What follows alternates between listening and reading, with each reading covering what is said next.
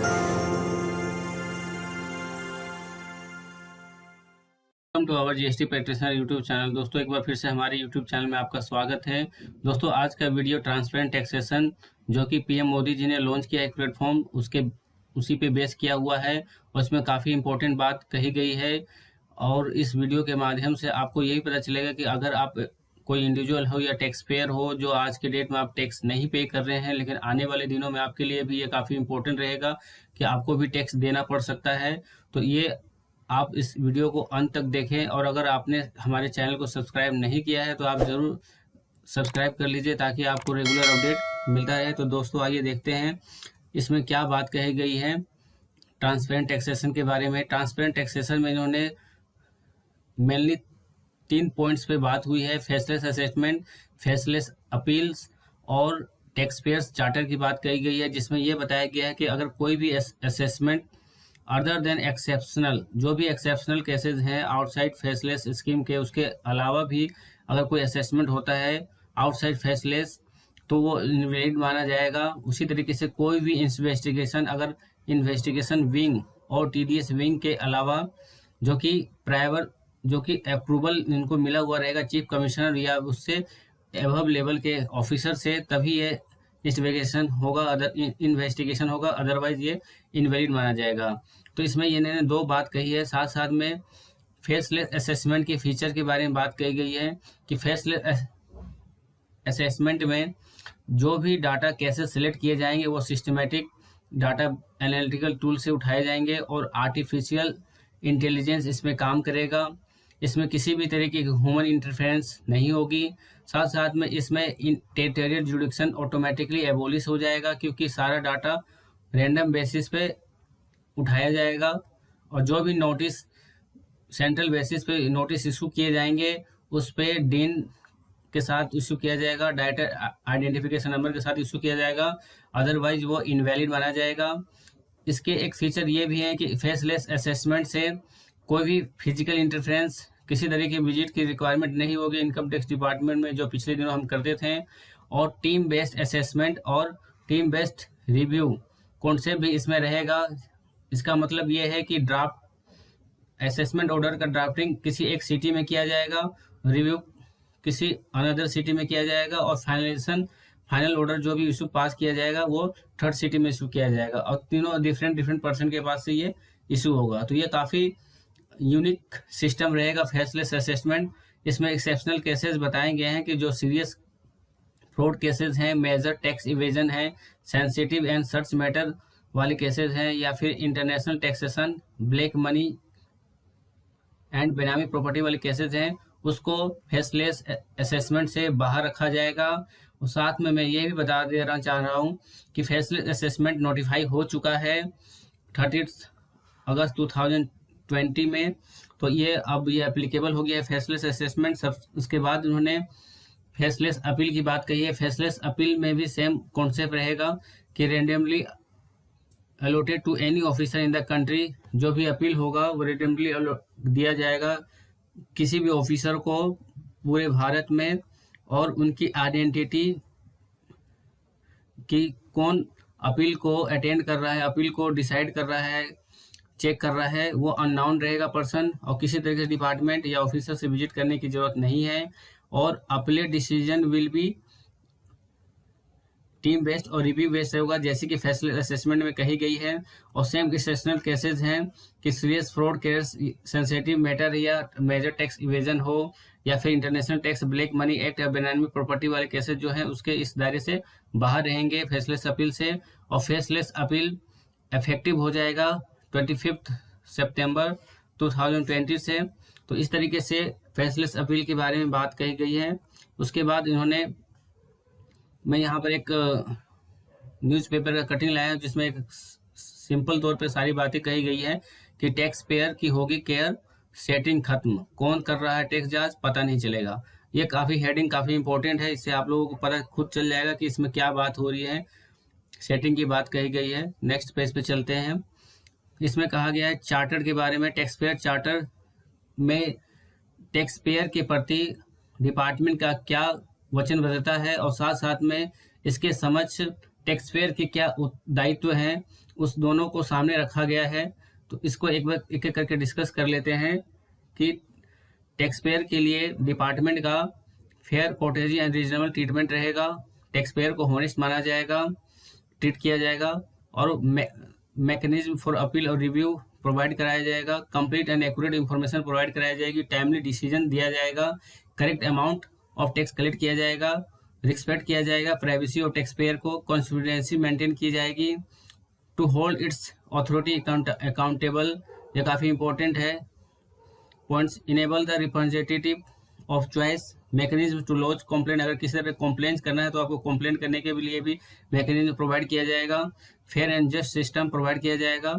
उसके बाद पब्लिश किया जाएगा सर्विस स्टैंडर्ड रिपोर्ट पीरियोडिकली, और कॉस्ट ऑफ कंप्लायंस को रिड्यूस किया जाएगा। तो ये इस तरीके से टैक्स पेयर के प्रति डिपार्टमेंट का वचनबद्धता है। साथ साथ में टैक्स पेयर की कर्तव्य है कि वो अपने को होनेस्ट और कॉम्प्लायंट बनाएं, बी इन्फॉर्म बनाएं, कीप एक्यूरेट रिकॉर्ड्स, जो भी डॉक्यूमेंट्स रखें उसके एक्यूरेट रिकॉर्ड्स रखें। अगर आपका कोई रिप्रेजेंटेटिव आपके बिहाफ पे कोई काम करे तो इसकी जानकारी आप रखें। रिस्पॉन्ड जो है टाइमली करें, और पे भी गवर्नमेंट का जो ड्यू डेट है उस पे ही पे करें, उससे पहले आप पे करें। तो इस तरीके से इन्होंने ये इस बात कही है।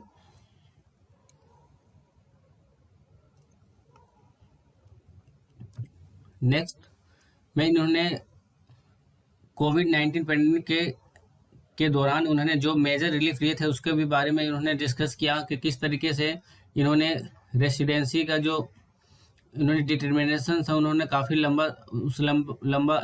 लंबी अवधि को बताया, बना दिया है। Periods of prolong not be taken into account. जो भी भारत आए हुए थे और स्टे हुए थे कोविड सिचुएशन में, तो उस विधि को उन्होंने और आगे बढ़ा दिया है उतने डेट से। उसी तरीके से उन्होंने ये भी बताया कि पेमेंट अंडर डायरेक्ट टैक्स विवाद से विवाद एक्सट्रीम को उन्होंने एक्सटेंड कर दिया 31 दिसंबर 2020 तक के लिए। उसी तरीके से इनकम टैक्स रिटर्न, चाहे वो ओरिजिनल हो या रिवाइज हो, फॉर द फाइनेंशियल ईयर 18-19 का उन्होंने एक्सटेंड करके 30 सितंबर कर दिया है। और ड्यू डेट जो आईटी रिटर्न फाइलिंग है, income tax return filing for the financial year 2019-20 की उन्होंने एक्सीड कर दिया, चाहे वो इंडिविजुअल हो या कंपनीज हो, उन्होंने सबका उन्होंने 30 नवंबर तक कर दिया है। लेकिन टैक्स ऑडिट की रिपोर्ट की जो है उन्होंने एक 31 अक्टूबर की डेट रखी है। साथ साथ में उन्होंने ये बताया कि काफ़ी कॉम्प्लायंसेस की डेट, एसेसरी एक्शन की डेट उन्होंने एक्सटेंड कर दिया है। साथ साथ में ये भी बताया कि उन्होंने इंटरेस्ट रेट रिड्यूस कर दिया है 9% तक पर एनम के हिसाब से, और किसी तरीके के पेनाल्टी और प्रोसिक्यूशन इनिशिएट नहीं किया जाएगा अगर आप कोई पेमेंट नहीं कर पाते हैं तो। उसके बाद उन्होंने पीएम केयर पे फंड पे जो भी डोनेशन दिया जा रहा है उसको 100% एलिजिबल किया जा रहा है under section 80G of the income tax act में। और आधार और पैन लिंकिंग का डेट उन्होंने 31 मार्च 2021 तक इन्होंने एक्सटेंड कर दिया है। तो ये एक्सटेंशन उन्होंने कोविड को देखते हुए, कोविड-19 पैंडेमिक को देखते हुए उन्होंने इनको एक्सटेंड किया है। उसके बाद उन्होंने ये बताया है कि किस तरीके से वो काफ़ी और स्कोप देख रहे हैं कि जिस स्कोप में एक्सपेंडिचर के थ्रू, इंडिविजुअल एक्सपेंडिचर के थ्रू वो उसको इनकम ब्रैकेट में ले आना चाह रहे हैं, कि उनको खास करके रिपोर्टिंग में लाना चाह रहे हैं, जिसको बोलते हैं स्पेशल फाइनेंशियल ट्रांजेक्शन में। इसमें इन्होंने पेमेंट ऑफ एडुकेशनल फी और डोनेशन एवब 1 लाख रुपए पर एनम है, उनको भी एसएफटी में लाना चाह रहे हैं। अगर electronic consumption 1 lakh per annum से ज़्यादा ये ऑलरेडी ले रखा हुआ है, इसको आईटीआर फाइल करने भी कंपलसरी कर दिया है कि अगर आपको कोई इनकम नहीं है और एलसीडी कंजप्शन आप 1 लाख रुपए से ज़्यादा कर रहे हैं तो आपको आईटीआर फाइल करना पड़ेगा। अगर आप domestic business class air travel, foreign travel कर रहे हैं तो इसको आपको एसएफटी में रिफ्लेक्ट कर जाएगा। उसी तरीके से payment to hotel above 20,000 rupees से ज़्यादा का पेमेंट करते हैं तो एसएफटी के दायरे में आ जाएंगे। अगर आपको jewellery, white goods, painting, marble, CTC एवब ₹1 lakh रुपया परचेज करते हैं तो वो भी आपके एसएफटी में आएगा। Deposit credits in current account में कोई भी आपने डिपॉजिट किया या फिर निकाला है एवब 50 लाख रुपए, वो भी आपके एसएफटी में शो करेगा। इसी तरीके से deposits credits in non current account में एवं 25 लाख से ज़्यादा का आपने डिपॉजिट किया या निकाला है, तो इस विड्रॉ किया है, तो इस केसेस में भी ये एसएफटी का पार्ट हो जाएगा। अगर आपने कोई टैक्स प्रॉपर्टी का आपने पेमेंट किया है 20,000 रुपये से ज़्यादा है पर एनम, तो वो भी एसएफटी का पार्ट हो जाएगा। अगर आपने लाइफ इंश्योरेंस प्रीमियम 50,000 से ज़्यादा दिया है, वो भी आपके एसएफटी में रिफ्लेक्ट करेगा।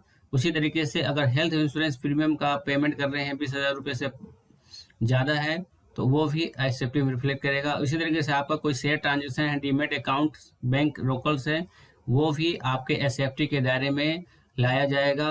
तो इस तरीके से छोटे छोटे जो कि रोज़मर्रा आप ईयरली या फिर मंथली आप रिकरिंग एक्सपेंसेस कर रहे हैं, तो उस तरह की चीज़ों को भी डिपार्टमेंट रिपोर्टिंग सिस्टम में लाना चाह रही है। उसके बाद ये नहीं बताया है कि आप पे अगर आप रिटर्न नहीं फाइल करते हो तो आप पे हाई रेट का टीडीएस या टीसीएस लगेगा। उसके बाद अगर आप बैंकिंग ट्रांजैक्शन आपका 30 लाख रुपए से ज़्यादा है, तो compulsory filing of return by the person file करना पड़ेगा, आपको कंपलसरी रिटर्न फाइल करना पड़ेगा। और उसके बाद all professional businessman having turnover above 50 lakh से ज़्यादा है, अगर बिजनेस रिसिप्ट या प्रोफेशनल का टर्नओवर, तो उस केसेस में भी आपको रिटर्न फाइल करना होगा। उसके बाद अगर आपका रेंट, अगर आप 40,000 रुपये से ज़्यादा पेमेंट करते हैं, 40,000 से ज़्यादा पेमेंट करते हैं, तो आपको भी इनकम टैक्स फाइल करना कंपलसरी हो जाएगा। तो ये इम्प्लीमेंटेशन आने वाले दिनों में हमें देखने को मिलेगा और ये 26S फॉर्म 26S में भी रिफ्लेक्ट करेगा। साथ साथ में इन्होंने जो इम्प्लीमेंट ऑलरेडी इन्होंने न्यू ट्रांजेक्शन के बेस पे उन्होंने कर दिया है, जैसे कि कैश विड्रॉल, अगर 1 करोड़ से ज़्यादा अगर आप विड्रॉ करते हैं किसी बैंक से, तो उस पर आपको टीडीएस देना पड़ेगा जिसकी रेट है 2%। और अगर आप नॉन फाइलर हैं, रिटर्न आप नहीं फाइल किए हैं, तो आपको 20 लाख पे ही वो रेट लग जाएगा। और 1 करोड़ से ज़्यादा अगर आप विड्रॉ कर लेते हैं और आप नॉन फाइलर हैं, इनकम टैक्स रिटर्न नहीं फाइल कर रखा है, तो आप पे 5% का टीडीएस रेट लगेगा। और उसके साथ में इन्होंने ये बताया कि अगर आपने कोई मोटर व्हीकल परचेज किया है तो उस पर टीसीएस लगेगा, अगर आपका वैल्यू 10 लाख रुपए से ज़्यादा है मोटर व्हीकल का। उसी तरीके से टीसीएस लगेगा फॉरेन रिमिटेंस अंदर LRS एवं 7.5 लाख रुपए से ज़्यादा हो और ओवरसीज टूर पैकेज हो, तो उस केसेस में टीसीएस एप्लीकेबल हो जाएगा। उसी तरीके से TDS on e commerce supplier और TCS on purchase of goods एवं 50 लाख से ज़्यादा होता हो तो टीसीएस एप्लीकेबल हो जाएगा। और ई कॉमर्स सप्लायर पे भी टीडीएस इन्होंने ऑलरेडी न्यू प्रोविजन में ले आए हैं। उसके बाद इन्होंने ये भी बात कर रहे हैं कि expansion scope reporting of transaction, special transaction का रिपोर्टिंग में इन्होंने कैश डिपॉजिट को भी लेकर आ रहे हैं। कैश डिपॉजिट विड्रॉ अगर आपने 50 लाख और उससे ज़्यादा किया है, इन्हें करंट अकाउंट में किया है, तो आपको एसएफटी में रिफ्लेक्ट करेगा। अगर कैश डिपॉजिट 10 लाख और उससे ज़्यादा आपने नॉन करंट अकाउंट में किया है, तो वो भी आपको रिफ्लेक्ट करेगा। सेल और फॉरेन एक्सचेंज एवं 10 लाख रुपए से ज़्यादा है, अगर आपने फॉरेन एक्सचेंज का सेल किया है, तो वो भी आपके एसएफटी में रिफ्लेक्ट करेगा। साथ साथ में आपका कोई भी ट्रांजेक्शन हो जो कि mutual fund, credit card transaction, immovable property ET से है, तो ये सारे धीरे धीरे एसएफटी में रिफ्लेक्ट करेंगे। और साथ में ये भी बताया कि उन्होंने कि अगर आपने 1 करोड़ से ज़्यादा करेंट अकाउंट में आपने डिपॉजिट किया हो या फिर 2 लाख से ज़्यादा आप का एक्सपेंडिचर आपने फॉरेन टेबल पे किया हो और इलेक्ट्रिसिटी कंजप्शन पे 1 लाख से ज़्यादा आपने किया है, तो उसको उन्होंने ऑलरेडी कंपलसरी रिटर्न फाइलिंग के कैटेगरी में ले आए हैं, जो कि हम करंट में देख रहे हैं कि इनकम टैक्स जो रिटर्न भी उसी हिसाब से मॉडिफाई हो गई है।